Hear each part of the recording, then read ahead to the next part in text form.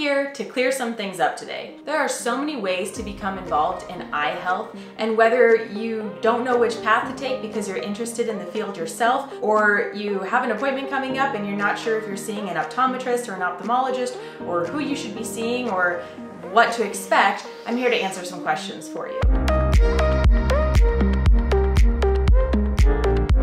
I know a lot of people out there are confused by the eye care health field altogether.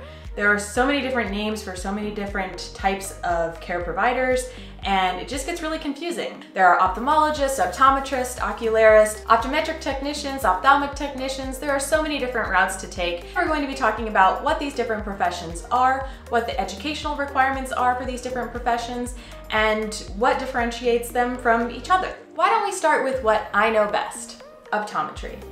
The definition of optometry has changed drastically over the years. My great-great-uncle was an optometrist, as well as my grandfather and my father, and I can tell you it's really shifted over the years. Back in the day, optometrists were much more about glasses and contact lens prescriptions, and then while my dad was practicing, various laws were passed that allowed optometrists to dilate the eyes.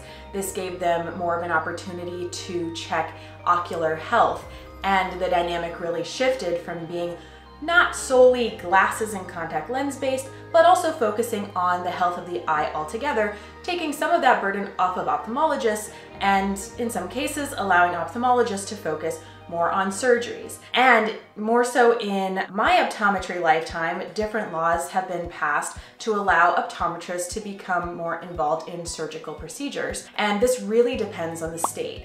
And these surgical procedures tend to be more minor or superficial. Some of these surgeries would be chalazion removal, when you have a sty but the mass remains and doesn't drain properly and has to be surgically removed.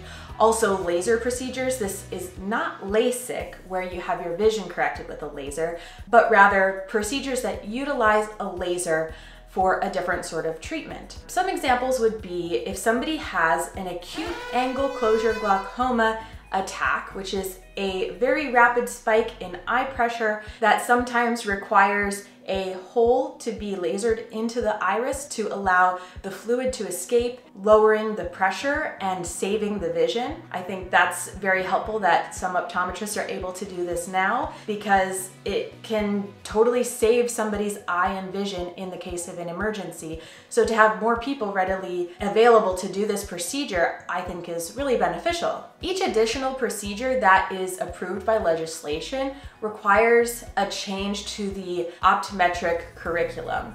Students are required to learn these things in their optometry schools, no matter what state they live in, because these laws that govern what optometrists can do vary state to state. Therefore, all of the optometry schools will teach all of these procedures so that whatever state an optometrist moves to, they're able to complete these procedures. If new legislation is passed, then there is training involved with continuing education, etc., to make sure that everyone is up to speed and that everyone is well trained before they are doing these procedures. I've noticed through traveling and through volunteering abroad that the definition of optometry also is very variable depending on what country you live in.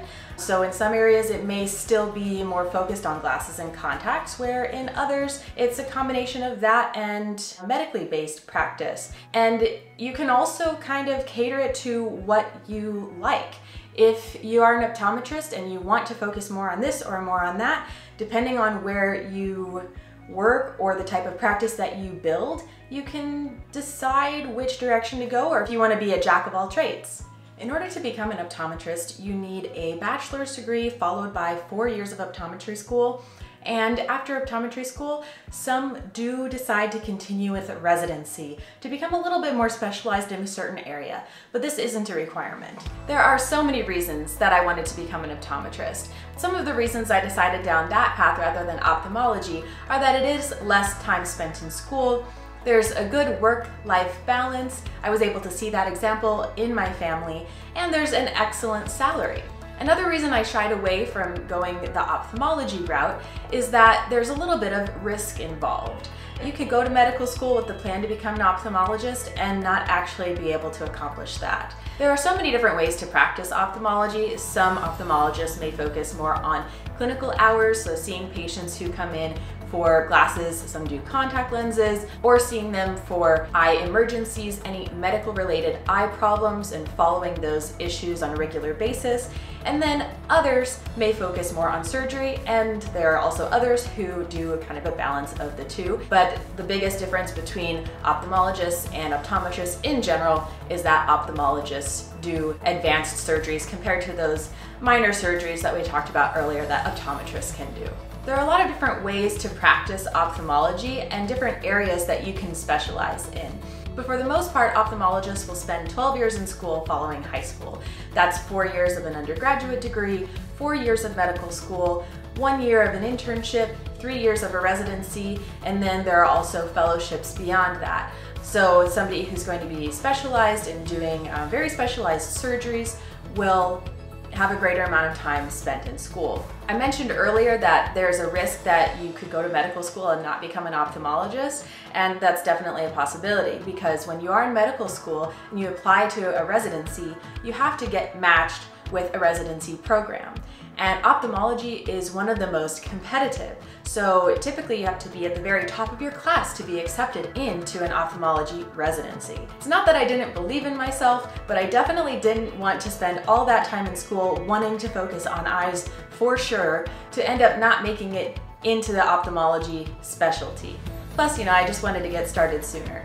But that is something that you have to think about. Eye care is a little bit strange because the pathway to these professions are so different.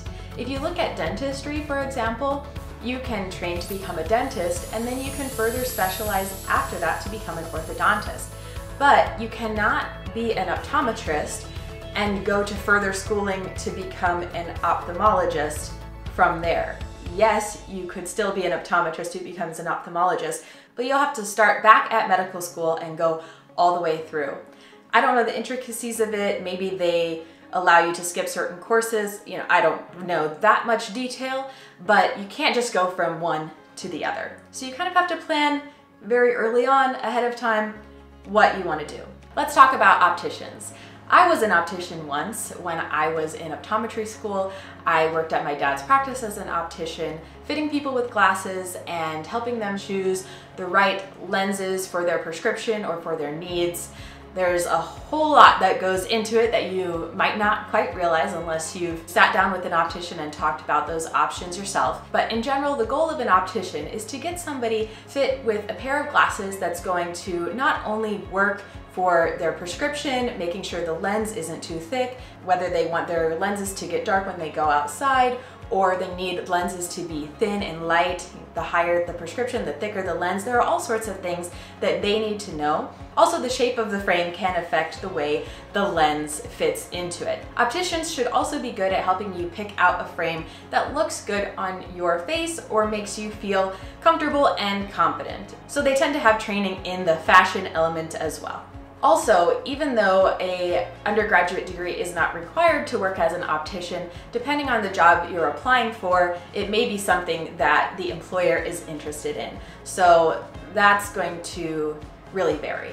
Next, let's talk about ophthalmic and optometric technicians because their training requirement is pretty similar. Whether you're an ophthalmic technician or an optometric technician, the jobs can be fairly similar. Basically, you're there to prepare a patient for their appointment with a doctor, and this could be with doing various pre-testing. They're usually the ones running the special tests like visual field tests, certain images. They're the ones typically making you read the letters and doing other various preliminary tests, and sometimes they are also trained to check your glasses prescription and to check the eye pressure with the slit lamp. It really depends on the practice and the level of training that they have. Just like opticians, technicians are not required to have an undergraduate degree or necessarily a certificate. But it's always helpful if you're in a technician role to start with that certification as early as you can. Because if you want to move up the ladder or up on the payroll, it is helpful to have more certifications. And to take the next level of certification, you have to have had the lesser level of certification for a certain amount of time. That is something important to think about if you are in that particular career. Being a technician can really vary from doing quite simple tasks to much more advanced tasks, as well as supporting doctors in their surgeries, like handing them instruments and preparing very important information that will be necessary during the surgery. I think the least known here is probably an ocularist, and I'm really excited to talk about them because they do really incredible work. An ocularist is someone who is trained in fitting a prosthetic eye and also painting them. People in this profession really are so remarkable to me because they not only have to have a lot of technical skill, but they are amazing artists. If you've ever seen a good prosthetic, sometimes you can't even tell that it is a false eye. If you want to see an example of a prosthetic eye that is extremely well done, you can look at my video here. It's just really impressive work they do, and I'm just so amazed by it. As far as their schooling goes, they are required to have 5 years of training, whether that's in a particular program or a program plus an internship. It's not something that I have the greatest understanding of, so if you are an ocularist, feel free to comment below. I hope that helped to clear up some of these differences between all of these different eye care professions, and maybe if you're interested in getting into eye care, you have greater insight and this can help to guide you.